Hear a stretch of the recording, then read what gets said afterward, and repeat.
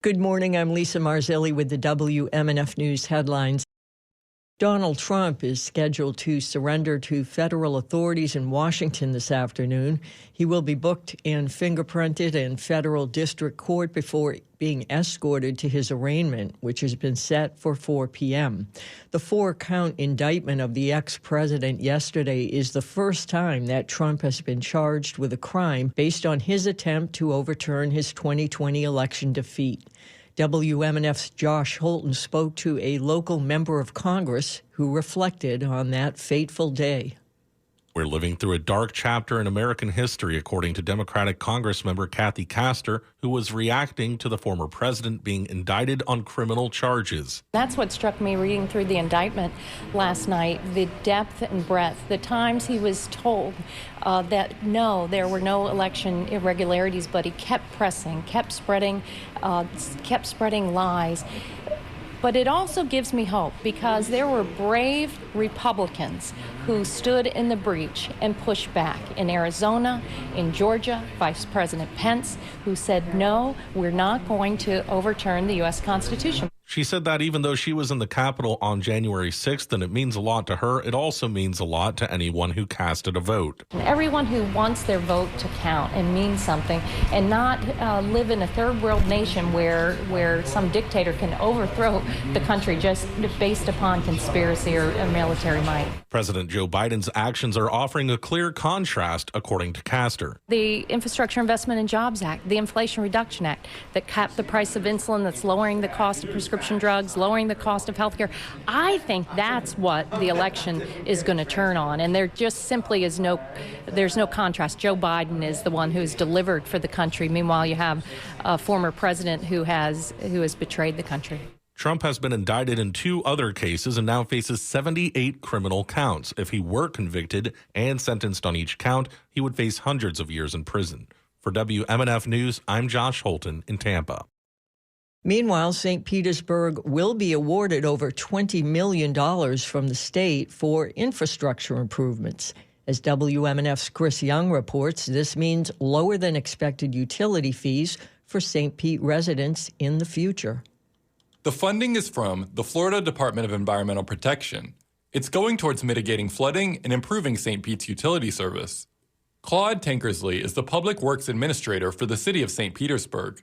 We're basically getting a 50-50 grant. So 50% of the funding for the project will be coming from our utility rates, and 50% will be coming from these grants. And this means slower rate increases for St. Pete utility customers in the future. We anticipate it'll allow us not to raise utility rates in fiscal years 24, 25, and 26 as much as we would have if we had to fund it completely ourselves.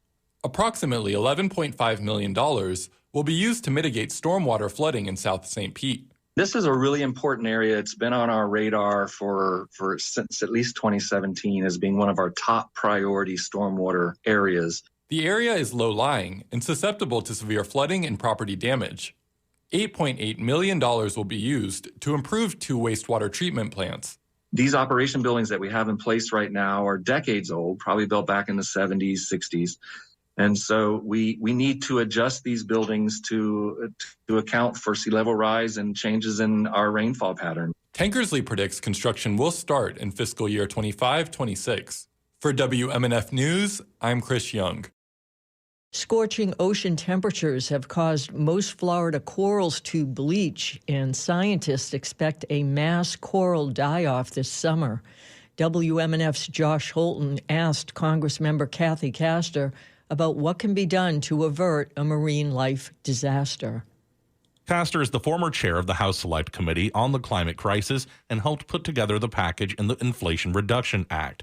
She said that is America's clean energy and climate law, but the cost and damage of climate are upon us. We need good partners in the state of Florida, and we do not have one right now. Governor DeSantis just a few weeks ago had a sneaky veto of millions and millions of dollars that would have put money back into the pockets of Floridians to buy those energy efficient appliances and to weatherize their homes and to save money. And this is in a state that is so exposed to the higher cost of climate. And despite July having some of the hottest ever recorded reported average global temperatures, she said the biggest hurdle to taking action is the GOP. There is a partisan divide when it comes to moving to clean energy and reducing pollution.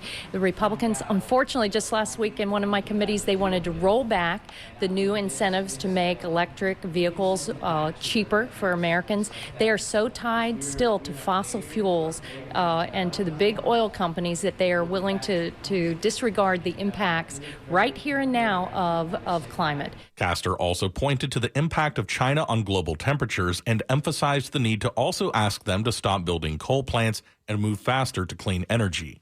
For WMNF News, I'm Josh Holton in Tampa. St. Pete City Council member Richie Floyd is calling for a change in leadership at St. Petersburg Fire Rescue following employee comments in a city survey that described a hostile work environment.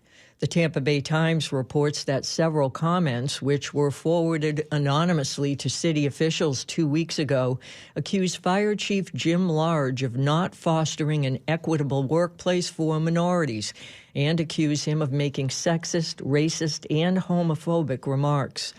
Floyd said while grateful for Large's faithful service to the city, he believes it's time for a leadership change, adding, "This is about the dignity and respect of working people, and the city needs to step up and support our fire rescue employees and department." A 2014 report called for Large's replacement in part for not having enough minorities in senior ranks. Currently, only 5 officers out of 78 are black. It's going to be partly sunny today with a high of 93 and a 40% chance of scattered storms. Sunny with a high of 94 on Friday and a 30% chance of rain. I'm Lisa Marzilli with the WMNF News headlines on 88.5 FM and WMNF.org. This is The Scoop, recorded at WMNF Tampa.